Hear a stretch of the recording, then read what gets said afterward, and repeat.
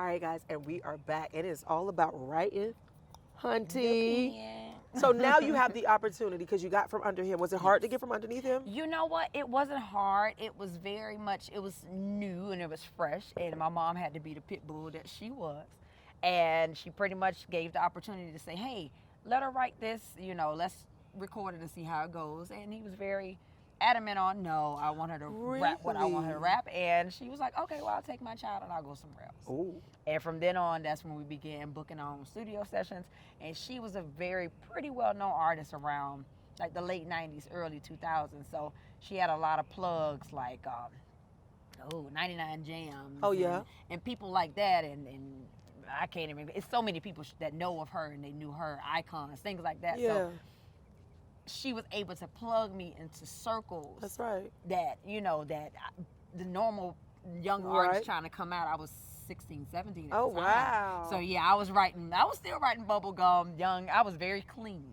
Okay. You wouldn't hear a profanity word come out of my mouth rapping. Is it because of your mom or is it because of you? Like that's just what, It was like to me it was a challenge to me to say, hey, all these other girls are doing it, but they're doing profanity. And right. It was very, because I wanted to get across that, hey, we're talented regardless of if we're using profanity or not. Right. We're talking about our bodies or not. So right. I purposely myself stayed away from it. Okay.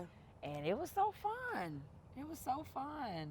That's awesome, though. Thank so, you. like, where did you get the inspiration from, though, to start writing, especially at 16? So I know your mom was that big influence for you, right? But as a writer, you know, sometimes we pull creative things from, you know, just the environments around us. Right. Like, what was it for you at 16 to know, I got this, I could write this? Right. It was more, I would say I'm a big music head. Okay. And around that time, I was big on Sierra. Okay. That was that Sierra era. Yes. Being a dancer, I loved her music.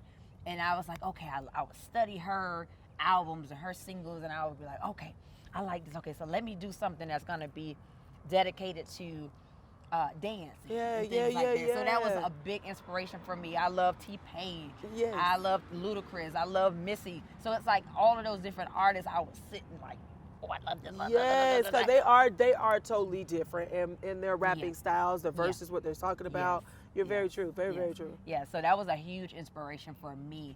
And by me still being in high school, and I was on the dance team and things like this, and I literally performed. One of my very first performances was at our pep rally. Really? Yeah, and I look back, I'm like, who plugged that for me? Because oh my God. I didn't know that, you know, how to get on a pep rally. Right. And I performed and I danced with my dance team, which then became my dancers. So one of my other first shows was, I don't know if you remember, Rick Ross had a place called Hip Hop Grub Spot right off 441. And that was my very first performance. I had like 9 dancers on stage with me. Dang, girl. And literally, I think back to that and I'm like, girl, you just had it out. You had it out. And it was I had a conversation with someone, and one of the things that I talk about is those mama I made it moments. Yes. What was your mama I made it moment for you? My mama I made it moment was when my second mainstream artist that I actually backup danced for 3 years was Uncle Luke. Hey, I danced for Uncle Luke too, child. Yeah. Oh. Never mind. We gotta talk, girl. Oh. I'll tell you my reaction. Oh. I said that out loud. I scratched that. Rewind. Scratch. No. Well, we're great. We're great. Definitely was good. Okay. Yeah, I know that's right. Okay. All right then. But yes, my aha moment, my mama I made it moment was BET Hip Hop Awards. Yes. When they honored him. One, not only was I with a legend, that's right, but also, you know, first huge televised, you know, opportunity. That's right. I choreographed a lot of the show. Oh, wow. We learned that choreography in 2 weeks, so it was a very like, oh my God. Like, and then again, my mama. That's right, mama. Was back there curling my hair and making sure all the dancers were good. So she was very hands-on, and it was like, she was like, I'm so proud of you. Like, you know, even, girl, I had strep throat. Wow. Creating choreography, rehearsing, and doing all this other stuff that it was like, what in the world? And still doing and it. Still did it. Yeah. And still did it. So that was my mama I made it moment. And I'm looking forward to some more mama I made it moments.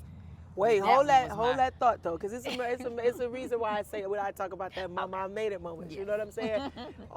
Stay tuned. We'll be right back.